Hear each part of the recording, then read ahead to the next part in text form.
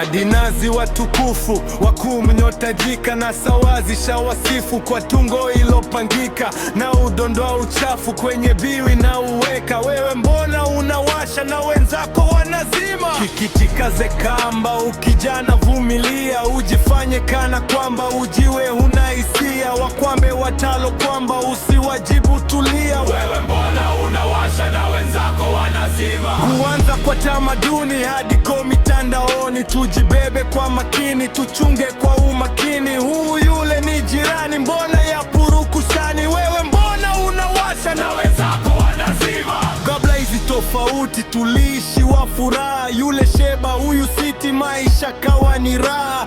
Leo juana suti roho twatia ukaa. Wewe mbona unawasha na wenzako wanazima?